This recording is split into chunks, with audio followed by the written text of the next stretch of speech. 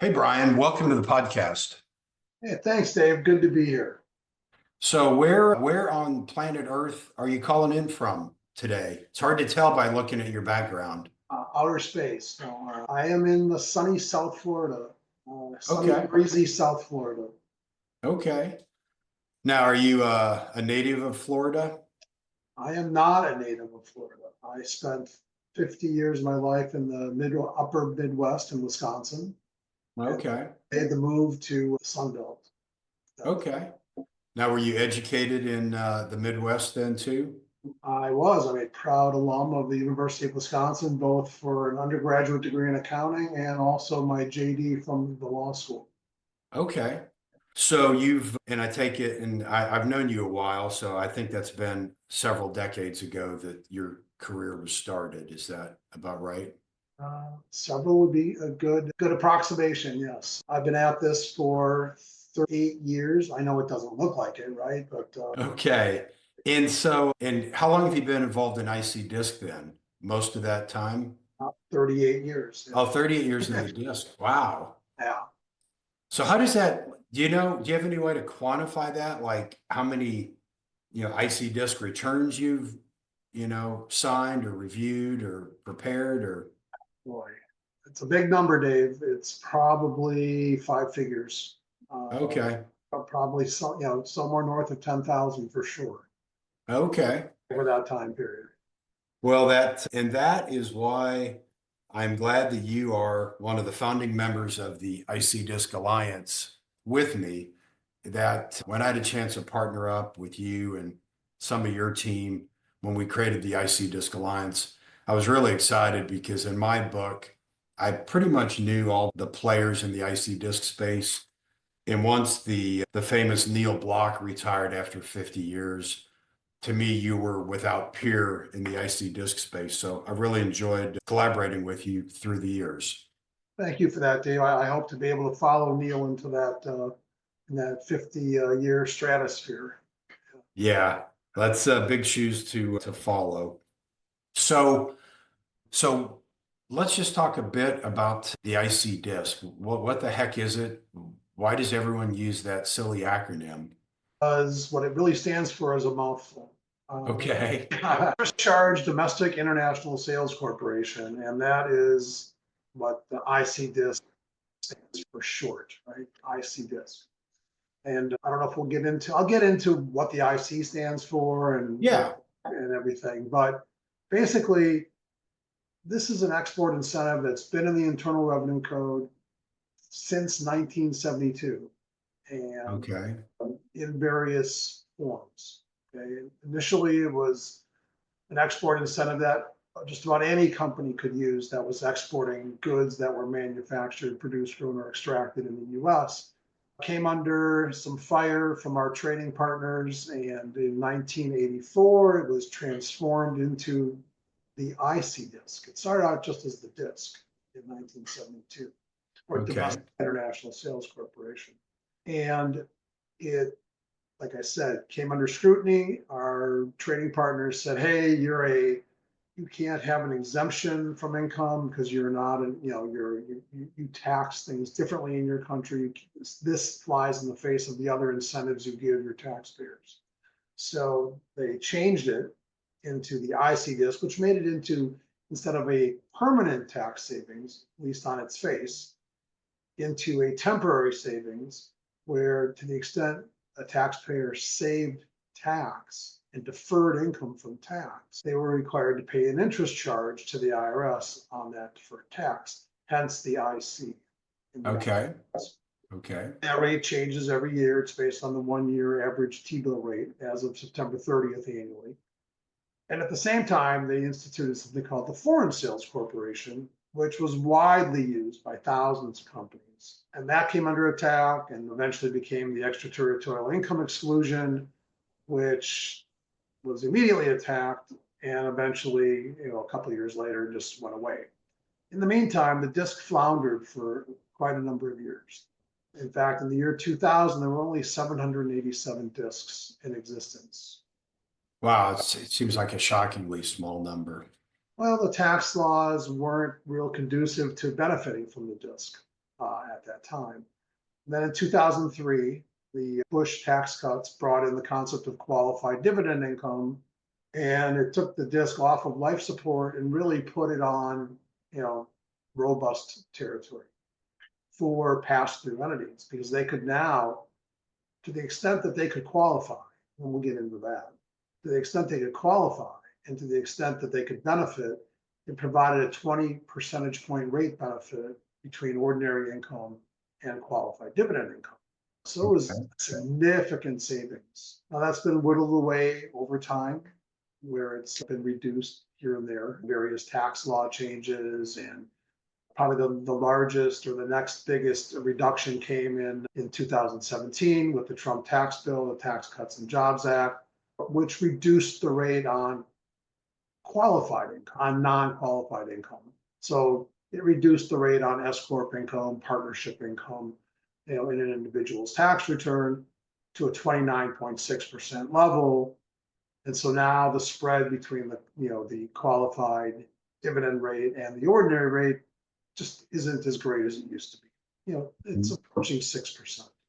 So where it used to be 20, then it went to 15, and now it's 6. So but it's still a permanent savings for these pass-through entities, and it's not something that they should ignore, because it can, save significant taxes depending upon, the level of export activity. Okay. And now to be clear, depending on a company's specific fact pattern, that spread could be greater, right? For a pass through, it could be as high as what, like 13% or so? It could, for a pass-through business, it could be as high as 13.2%. Okay. But in general, we see that it could even be somewhere between that, depending on. Anywhere in between 5.8 and 13.2. And our experience has been that most companies tend to gravitate more toward the lower end of the savings than the higher end. Yes. Okay. Now, what about for a C corp? C corp is a different animal. Okay. A C corp can't use an IC disc in the same manner as a pass-through entity. C corporation can either use the disc to pay deductible dividends to its owners if it's a closely held C corp. This is not something that a public company can benefit from. But if a closely held business, C corp, is paying dividends to its shareholders and would like to be able to deduct those payments rather than not being able to deduct those payments, using an IC disc can transform the dividend into a deductible dividend. Now, it doesn't save the shareholders any tax because they're paying tax on the dividend regardless of where it comes from, but it would eliminate the corporate level tax on the C corporation. So that benefit could be as high as 21%. Okay. Another manner in which certain C corporations use the disc is to fund bonuses for shareholders and key employees. And then that saves the shareholders 17% tax, the difference between a tax on a wage and a tax on a dividend, qualified dividend. So that's a 17% savings for the shareholder. But in that case, the C corp doesn't save any tax. They're getting a deduction either way, wages or commission to the disc. And now that I've mentioned the word commission, that's probably a good segue into how does a disc earn income? Yeah. And what is its income? So most discs are what we call commission discs. They earn a commission when an operating business that's related to that disc makes an export sale of qualified export property. So let's dig down into that first. What's qualified export property? Well, that's property that has been manufactured, produced, grown, or extracted in the US. So if I'm manufacturing in Mexico or Canada or China, and I'm simply selling what I've made in those other countries, the disc is not something that's going to benefit that type of a business. It is there to spur US manufacturing, create US jobs, right in line with the America First proposition that's headlining Washington in 2025. So it should be on safe ground, everything that's going on there. So if a company has property that's been manufactured, produced, grown, or extracted in the US, and they sell it for export outside the United States and not to a US possession, then that sale can potentially generate an IC disc commission that would be paid to the IC disc. And keep in mind, this IC disc is not an entity that the outside world sees or understands or knows about. It's simply an entity that does business, if you will, internally with the operating company. So customers don't know about it. It's really transparent to the world. It's just there to help US exporters save tax. Okay.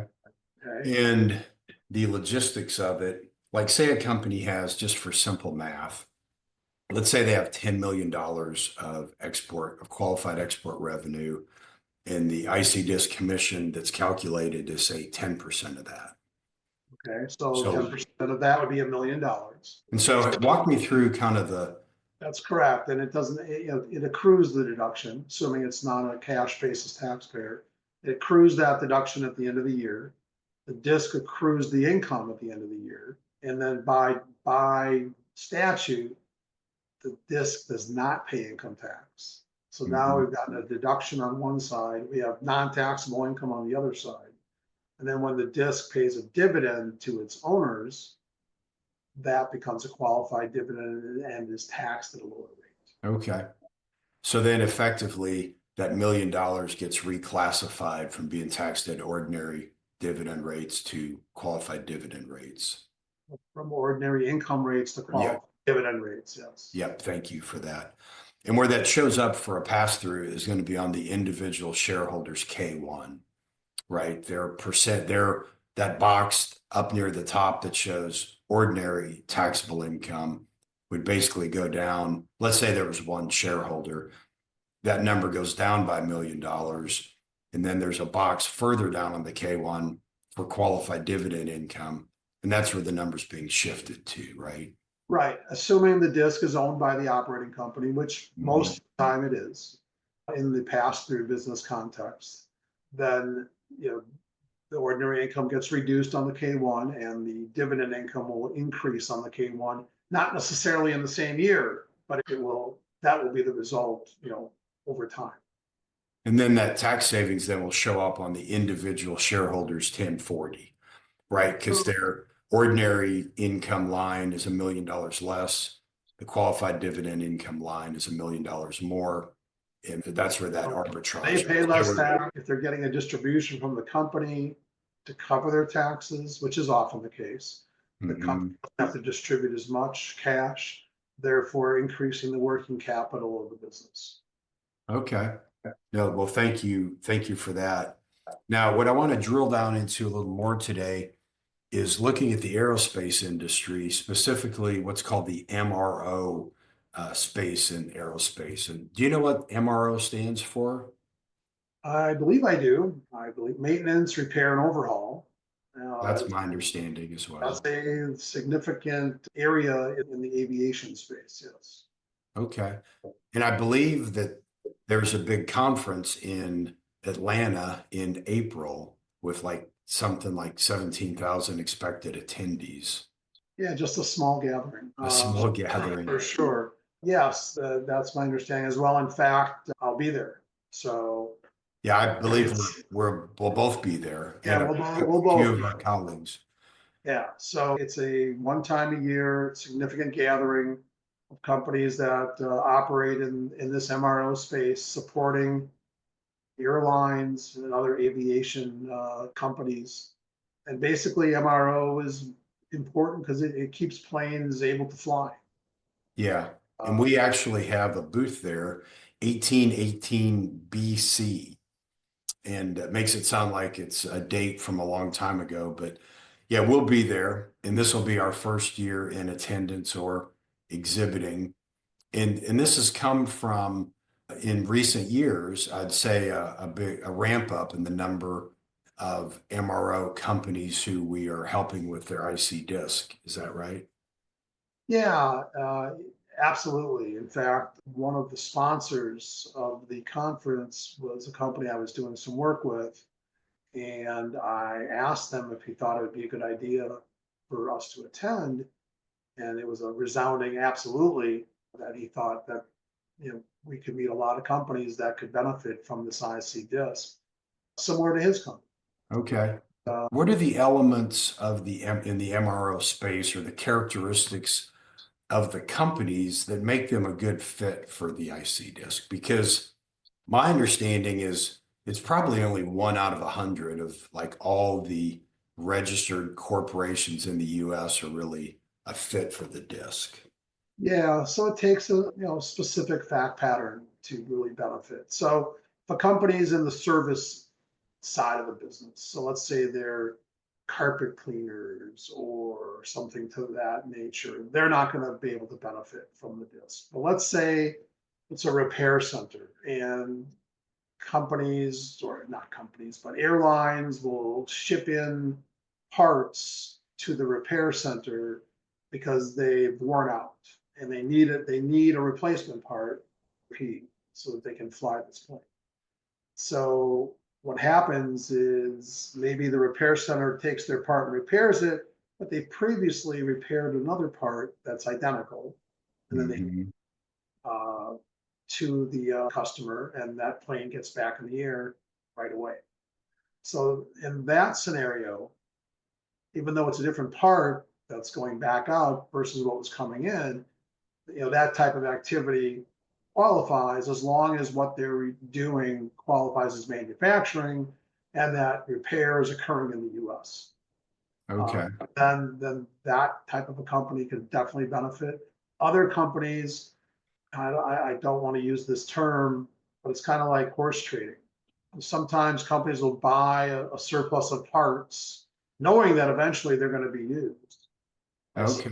by somebody, and they hang on to these parts. Or they find them from somebody who says, I don't want these parts anymore. I haven't been able to sell them. So they take a flyer, they take a risk, and they buy these parts and they hang on to them. And maybe they sell them at a significant profit, and maybe they don't. But there's Okay. companies in that space as well that can benefit from the disc. And there's some misconception out there that some of the companies that are similar to what I just described can't benefit from a disc. And so, for example, if parts are obtained outside the US, they stay outside the US and they're repaired, recertified, and resold, those aren't going to qualify for the IC disc. But Okay. sometimes parts are acquired outside the US and they're brought into the US.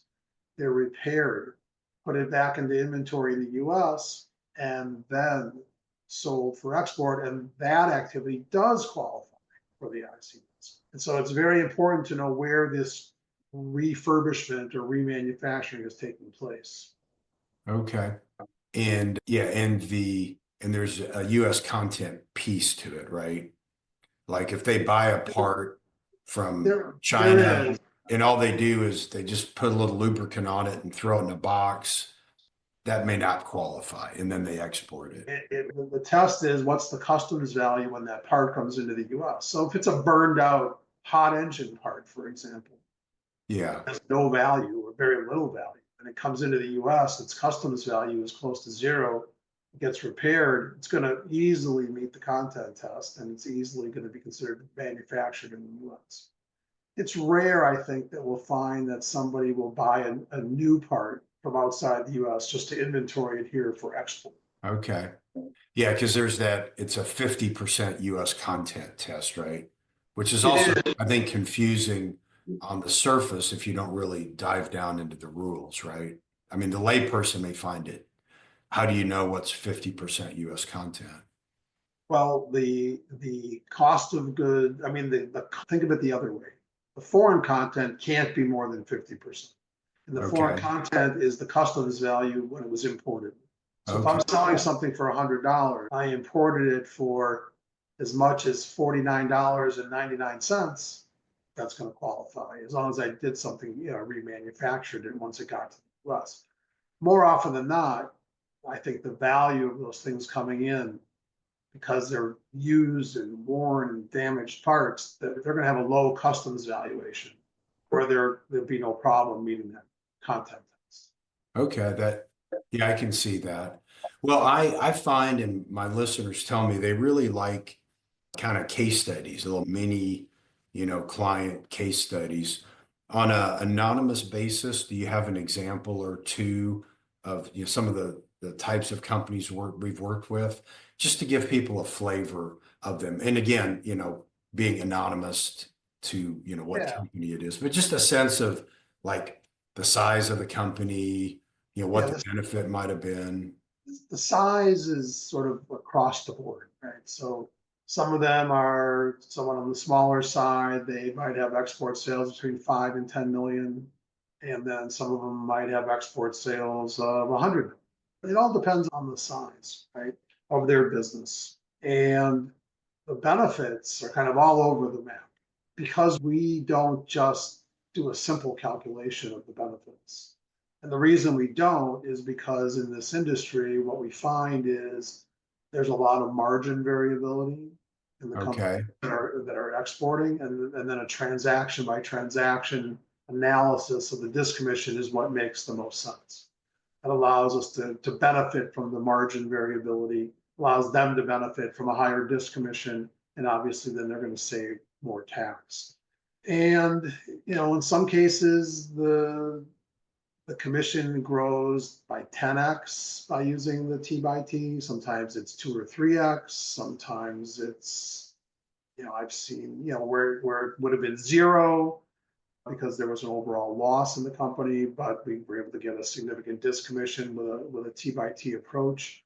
So it's hard to pinpoint an exact number, but generally speaking, it's 15 to 20, the commission ends up being 15 to 20% of sales. And if you look at the statutes, one of the statutes says, oh, the commission can be 4% of sales. And another implies that it could be anywhere from 4 to 10%. But we generally see in this industry at least 15% on average, and Okay. sometimes significantly higher. Yeah, and I'd like to drill down into that because, I tell, and based on my understanding, we may manage more IC discs than any other organization in the country. I mean, I think our number's somewhere north of 500 companies now that we're helping out. And when I'm having these conversations, so as I'm more focused on the sales side, and you and your team are more focused kind of on the technical aspect of producing these returns. And what I tell people is that our real value isn't being able to produce an IC disc return. Our value is the incremental benefit that the transaction by transaction calculation yields. Because, just about any CPA firm, most of them, their software includes the IC disc return. If they just go do a 4% calculation, it's a, reasonably straightforward calculation. But we find that, they're capturing only a fraction of the total benefit. That's true. And while I've seen a good number of interesting looking disc returns, I tend to agree that if you follow the directions, anybody can probably prepare a disc return. We do that as well. That's not where we add the most value. Adding the value comes in unlocking the highest commission possible so that the tax savings are as great as possible. Yeah, And, go and in ahead. a lot of businesses that are high margin, low margin, high volume businesses, when you look at the disc on its face, it looks like, oh, there's not much benefit here. We're only making 2 or 3% of sales on our bottom line. So our disc commission would be 2 or 3% of sales. But like I said, with the transactional approach, if the commission approach is 15%, well, now we've taken the company into a tax loss, which could potentially save additional taxes for the owners over and above that 5.8%, because now we're offsetting that loss against other income, wages, interest, et cetera, and being taxed just on the qualified dividend income of the disc. And so, you can't just look at the overall margin or overall profitability of the company and project what it's going to look like, because Yeah. they vary all over the place based on this transactional approach. Yeah, and I would like to talk a bit about, oftentimes when I'm talking to a company that's considering a disc, oftentimes they've never even heard of it. Their CPA firm may not have even mentioned the idea. And they'll ask me, hey, does this mean my CPA, screwed up by not telling me about it? In my response, I try to be generous and I explain it that, look, in our experience, only about 1 out of 100 companies are a candidate. And so let's just say you have a large local CPA firm and they have 100, mid-sized corporate clients. Statistically, we find that only one of them, would be a fit for the disc. And your experience may be a little different, feel free to correct me. And so when you think about it from the CPA's perspective, if there's a special part of the tax code and they only have one client that benefits, it's a difficult economic dynamic for the CPA firm to invest in a whole team and expertise to serve one client, right? Isn't that like part of the challenge and I know you've worked at a number of large CPA firms. Is my understanding correct? That's part of the problem is just their clientele, there aren't enough of them that makes it worth doing? Yeah, I think that's a fair characterization, although I might phrase it a little bit differently. I mean, there are thousands of CPA firms out there, and they all excellent generalists. Hmm. This is not an area where you can be a generalist. Yeah. CPA firms often outsource R&D tax credit work, cost segregation work. Mhm. This, to me, falls right into that same category. You don't want to dabble in this, and if you're not sure what you're doing, you can get you and your client in trouble. Have good intentions, but if you don't execute it properly, it can be more of a headache than it's worth. And so, like most people, I think people gravitate towards what they know and understand. And things that they don't know and understand can look and sound scary. And Yeah. so it's like, oh my God, an IC disc. I've never heard of that. I'm not sure I can bring that to my client because I don't really know what I'm doing. Boy, I wish I knew somebody I could call to Who's handle not this. a competitor, who's Right. not a competitor. Who could help me through this and help my client through this.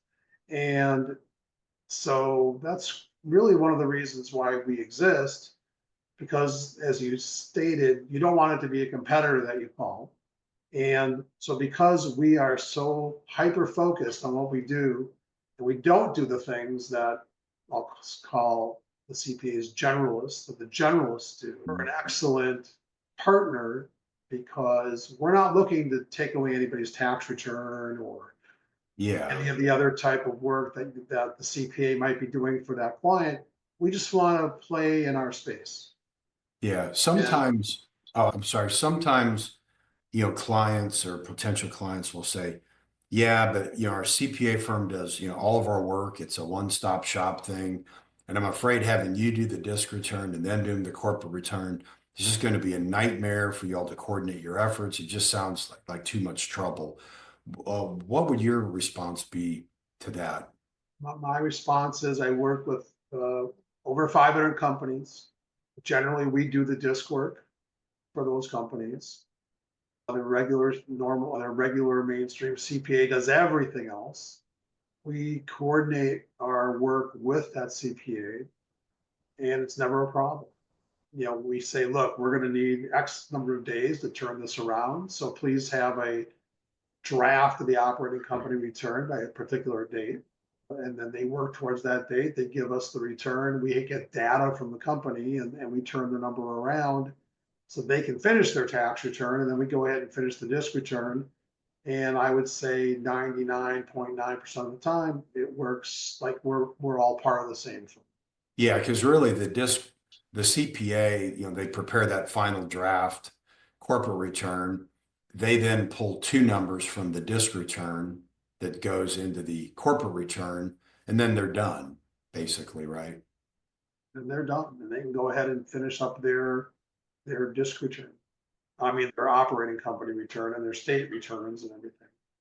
And then we just have to get the disc return done. And sometimes, they file their tax return in April and, the disc returns aren't due till September. So one might say, oh, you could just sit on them until September. But we try to get them done at the same time. Sure, So sure. that everybody can rest easy. But I mean, we think of ourselves as a bolt-on resource to that CPA firm while we're working with them. And we work with probably 50 to 75 CPA firms around the country in that role.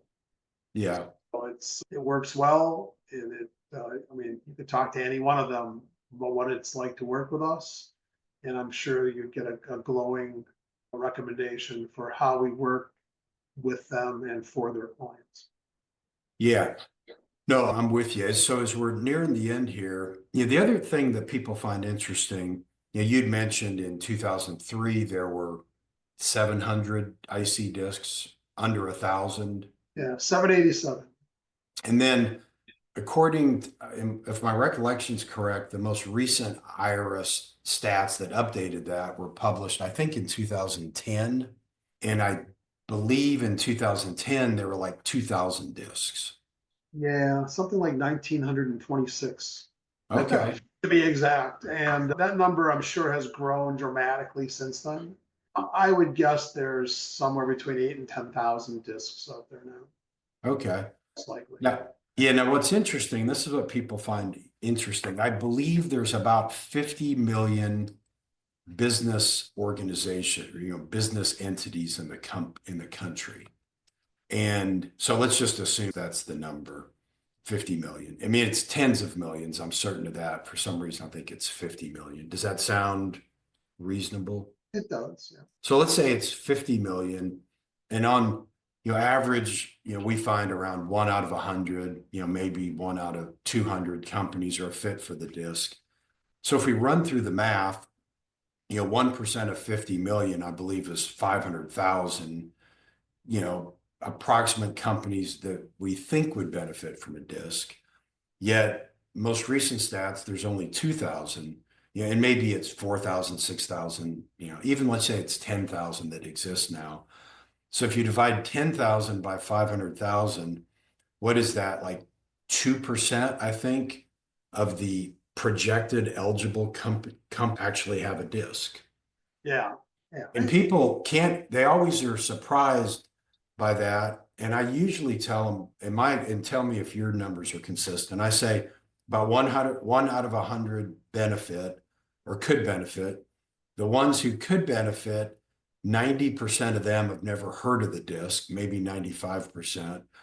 And the 5% of the 1% who have heard of it, even once they hear about it, they usually haven't implemented it. Right. And then there's a percent that have implemented it, but they're not getting out of it what they can. Right, right. So there's a lot of missed opportunities by taxpayers. And everyone's always trying to save some taxes.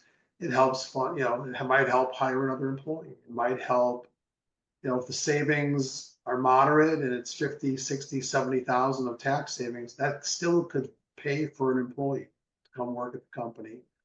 Yeah. Why do you think that utilization is so low? I mean, because it'd be shocking if only 2% of the companies who did research and development took advantage of the R&D tax credit. I think it's just not well known. I mean, it's very esoteric. It's been in the tax code for ages and ages. And it just doesn't, there were so many years where it just wasn't relevant. Mm-hmm. I think that it's not something people think about. And then if you're a small exporter and you're exporting $500,000 a year or $1 million a year, unfortunately, it probably doesn't benefit you to have a disc. And so maybe someone will look at it when they're that size and they're like, oh yeah, it doesn't work. And then they grow and they forget that it might work once they've grown. So once a company hits about 3 million of export sales, you really should look at it again, because that's where it starts to have, economic relevance. Do you think some of it could be that, I mean, in general, public companies don't use discs, right?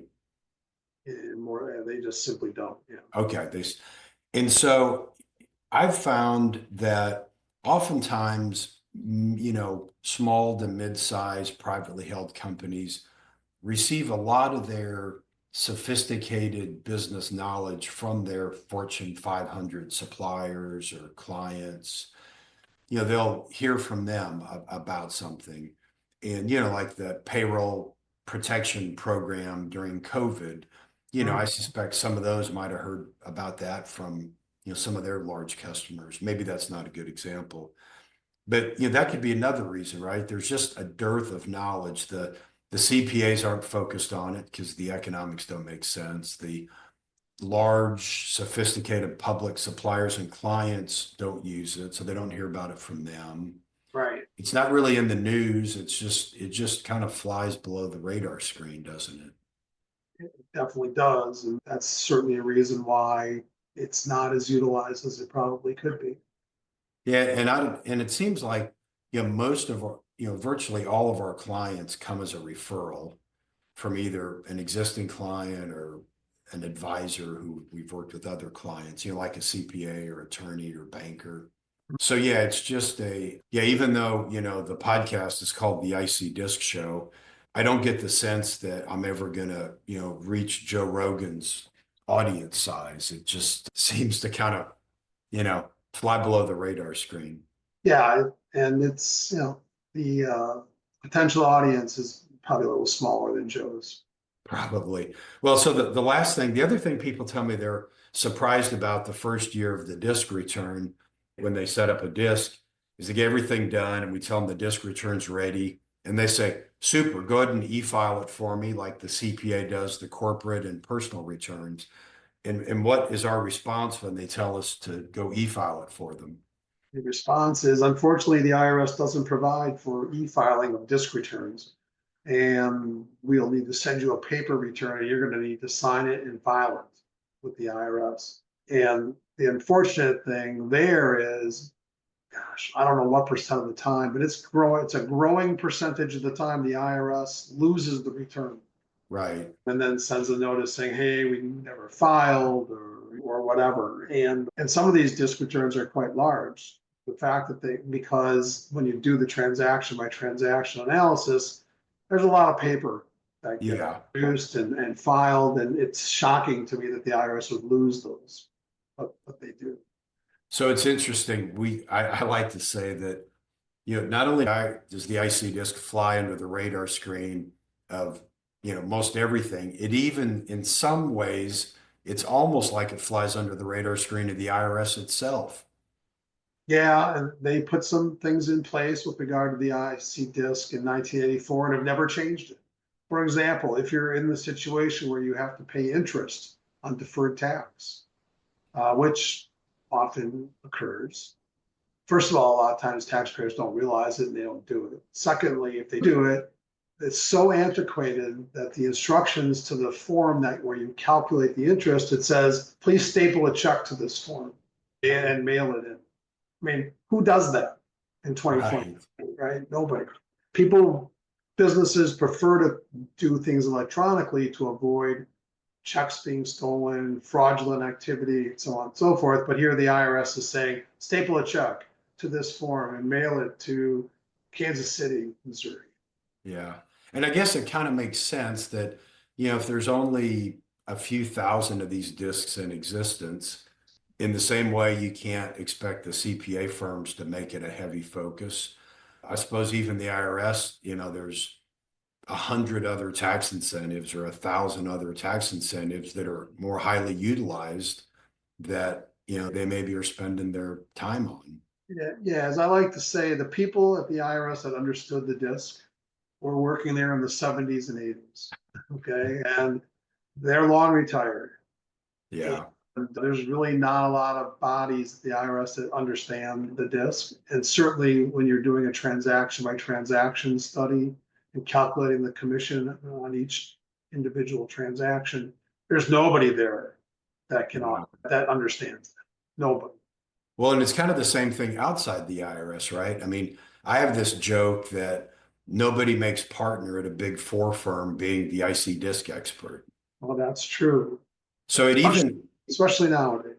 yeah, and so it seems like the average age of IC discs experts is about the same as the average age of the average Fortran computer language programmer. It just seems like, new people are not coming into the disc, and there's just a dearth of knowledge all around. Right.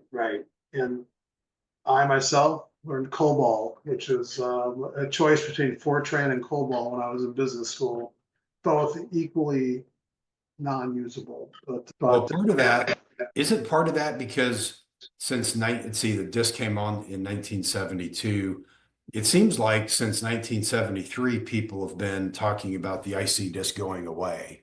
So is that maybe part of it? People think, well, why should I learn something if it's going away? Yeah, there's always been a fear that it's either going to go away or that there's a technical correction coming, that the disk dividend is not a qualified dividend.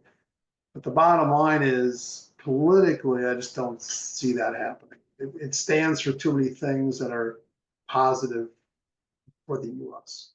Yeah, Job creation, export sales.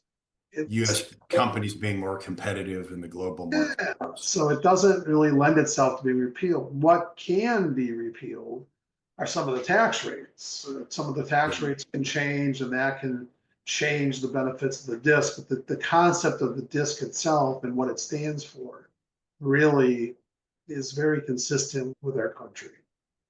Yeah. Wow. Well, I can't believe how the time has flown by, Brian. Is there anything else that you wanted to mention about the IC disc or the MRO industry? No, I can't think of anything specifically other than I'm looking forward to being there and meeting many of the attendees and other exhibitors that are there, and spending some time with you and our colleagues in Atlanta. Yeah, it will be it'll be fun. So it's the IC Disc Alliance. If you want to look us up on the website for the conference or stop by 1818 BC. We also have a LinkedIn page for the IC Disc Alliance. And so I'd love to meet with any of you who are going to be at the conference. Awesome. Well, thank you very much for your time, Brian. This has been really useful. You're welcome. You're very welcome.